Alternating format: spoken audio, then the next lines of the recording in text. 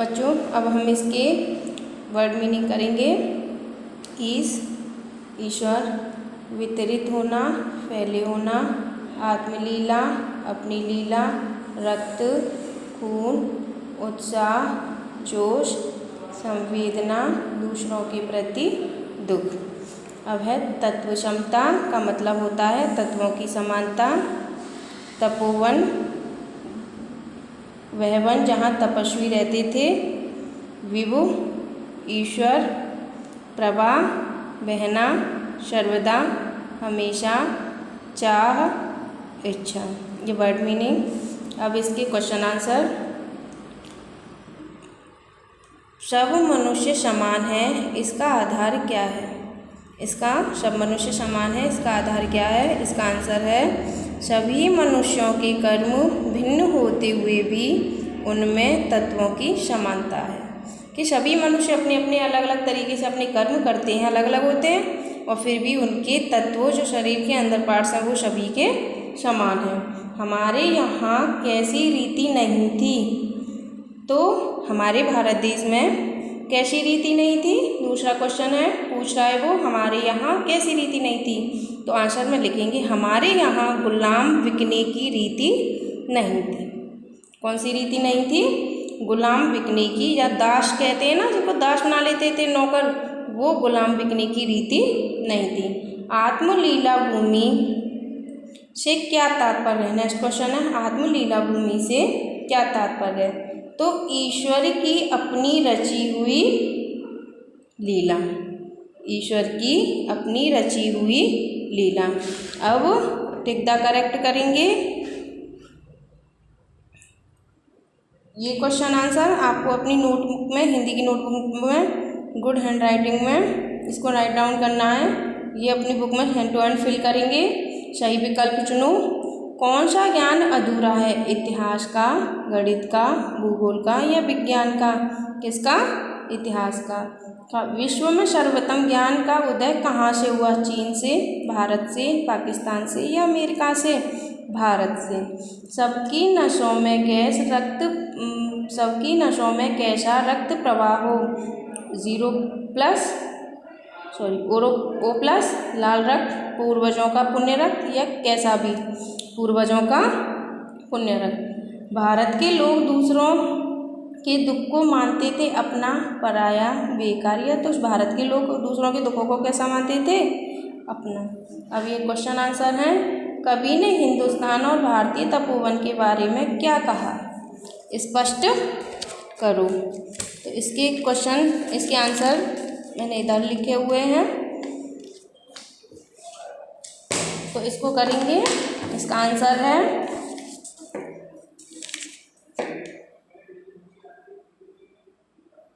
मानव जाति के सिद्धांत विश्व में फैले हुए हैं। वो कह रहा है कि कवि ने हिंदुस्तान और भारतीय तपोवन के बारे में क्या कहा? स्पष्ट करो।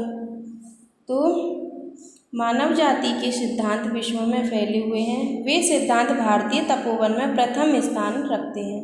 कि जो मानव जाति के सिद्धांत विश्व में फैले हुए हैं, वे सिद्धांत भारतीय तपोवन में, यानी कि उस वन में जहाँ तपस्वी तपस्या करते थे वहाँ प्रथम स्थान रखते। वह स्थान विश्व में कैसा स्थान है? प्रथम स्थान। अब वो कह रहे हैं कवि भारतवासियों के लिए क्या कामना करता है?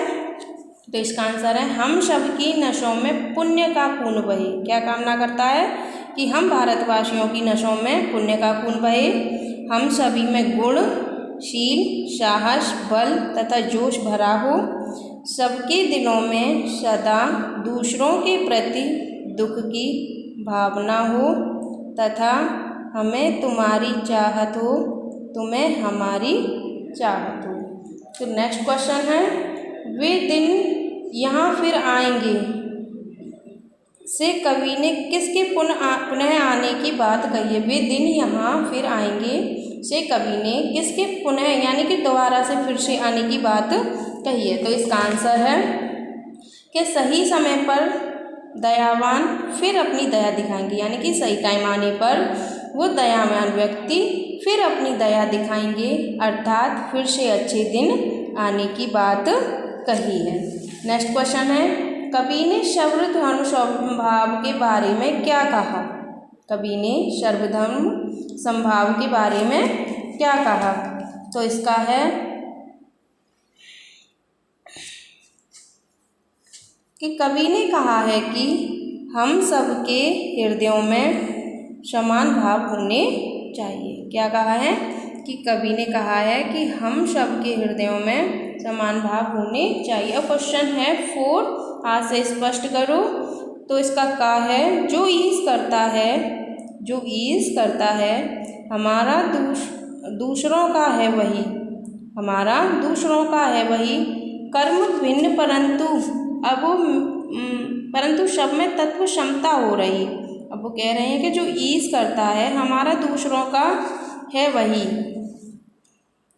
है, कर्म भिन्न परंतु सब में तत्व क्षमता हो रही। फिर वो कहते हैं कि कर्म वही है फिर भी क्षमता हो रही है। तो इसमें करेंगे कि जो ईश्वर चाहता है हमारा कर्तव्य है कि हम सब भी वही करें, हमारे कर्म जो ईश्वर चाहता है हम सब भी वही करें। ठीक है, हमारे कर्म अलग अलग जरूर हैं लेकिन तत्वों की समानता है। क्या चाहता है? कि हम सब वही करें जो ईश्वर चाहता है। हमारे कर्म अलग अलग जरूर हैं लेकिन तत्वों की समानता है। फिर नेक्स्ट है कि सिद्धांत जाति के जो विश्व में वितरित हुए बस भारतीय तपोवनों में थे प्रथम निश्चित हुए। अब इसका आंसर है, यहाँ से स्पष्ट करो उसे, कि मानव जाति के जो सिद्धांत संसार भर में फैले हुए हैं, मानव जाति के जो सिद्धांत संसार भर में फैले हुए हैं वे सभी सिद्धांत भारतीय तपोवन में प्रथम स्थान रखते हैं। ठीक है बच्चों। और सोने की जंजीर की वजह से पक्षी रखते हैं। अब वो समानार्थी शब्द इसमें करना है। इतिहास का वृतांत, अधूरा का अपूर्ण, गुलाम का दास। समानार्थी शब्द इतिहास का वृतांत, अधूरा का अपूर्ण, गुलाम का दास, वितरित का बांटना, पुण्य का पवित्र, गुण का विशेषता।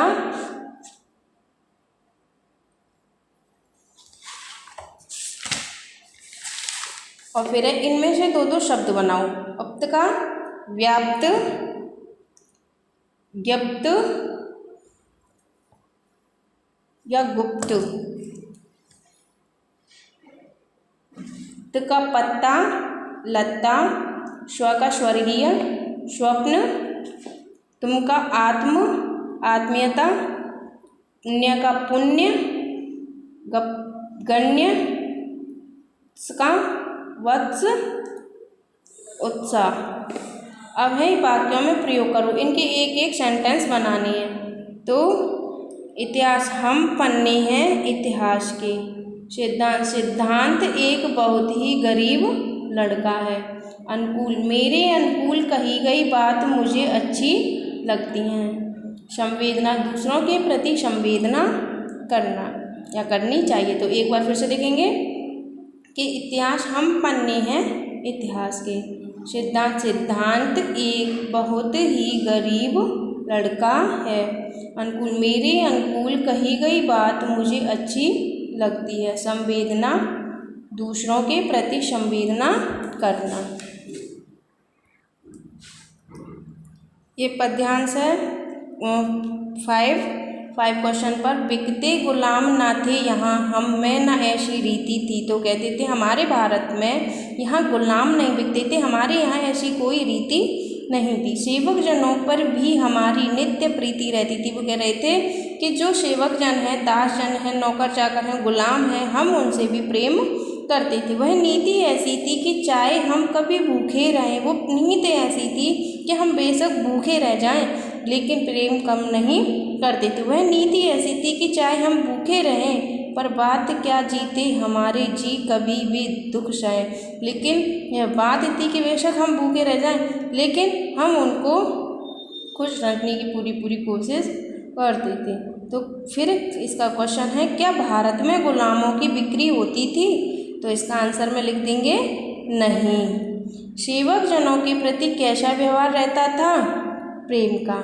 उपर्युक्त पंक्ति में कवि किस नीति की बात कर रहा था? उस रीति की हमारे यहाँ गुलाम नहीं बिकते थे, यानी कि हमारे भारत में गुलाम नहीं बिकते थे। सेवक जन का समास विग्रह करो, सेवक प्लस जन, सेवक जन। आप अपनी हिंदी की नोटबुक में क्वेश्चन आंसर, पद्यांश के क्वेश्चन आंसर को अच्छी गुड हैंड राइटिंग में राइट डाउन करोगे।